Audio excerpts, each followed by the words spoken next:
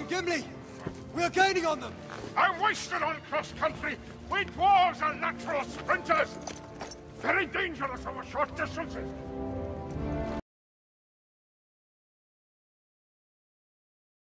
Alright, hello everyone and welcome back to another exciting review of Midwest Tokusatsu's Toku Toy Time.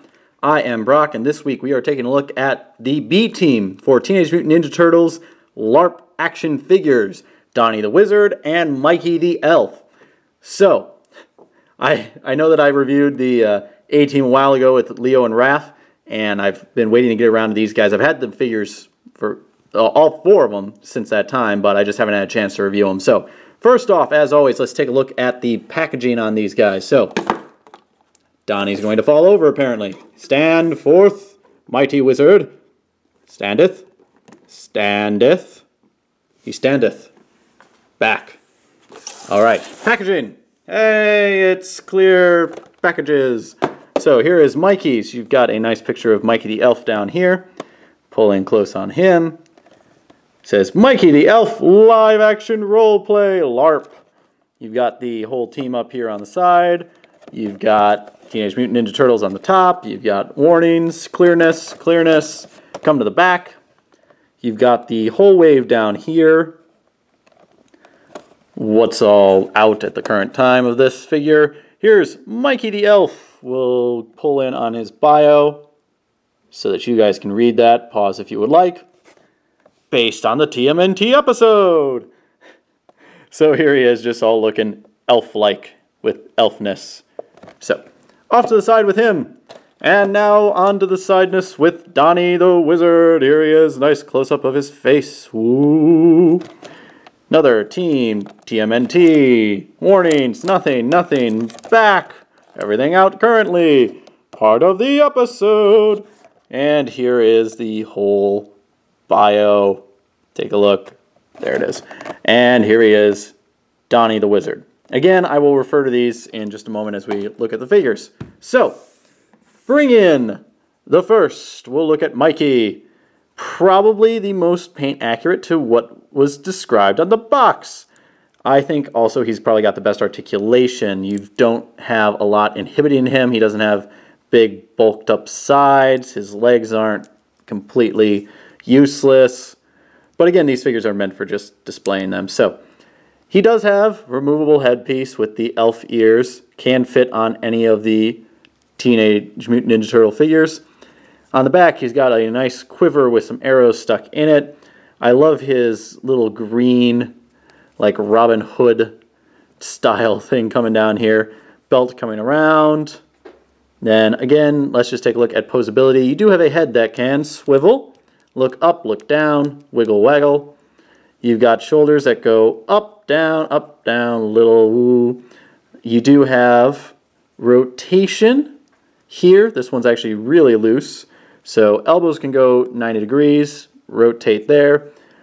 Wrist swivels around nicely. You do have, again, the bow that can be removed. Knocking off his ears. Hands are just going everywhere. There we go. Stayeth. So, bow comes out rather nicely, and then you can just slide it back into place. Kind of wish you could get the arms in a position where he might be able to hold the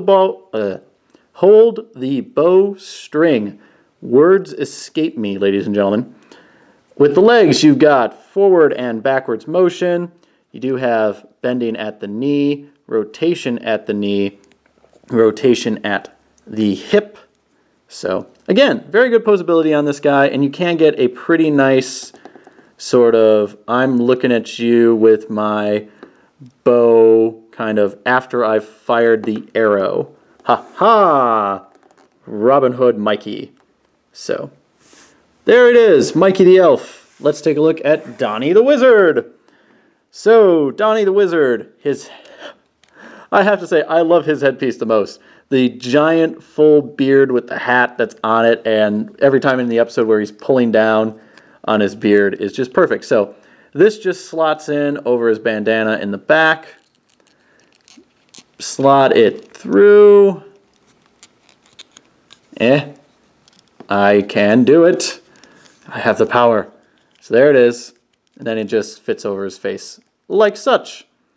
So, get in close there. There's Donnie's head with his beard on. And the head does move side to side. It can tiltage on his chest. Just normal belts that he uses to hold his bow. And the bow itself does have a snow globe attached to the top to make his wizarding staff. Wizarding staff, none shall pass. With his cloak actually has a lot of details on it. You've got a lot of star patterns built into the bathrobe that it is. You have a few wizarding pouches attached to the side, come around to the back. Nice detailing. Now, this one's probably the most inhibited for motion because you get absolutely no elbows. You do get a rotation up here at the shoulder. You do get some in and out, and you do get a swivel for a, I won't even call this a wrist. It should be his elbow, but that's all you get. With the legs, you can go back, but it hits there. You can come forward. That's not so bad. You do get the bending at the knee, so he is the most inhibited, but really with this figure, you're just going to have him standing in that pose. All of that is his pose. None shall pass. You shall not. Yeah, okay, we're done.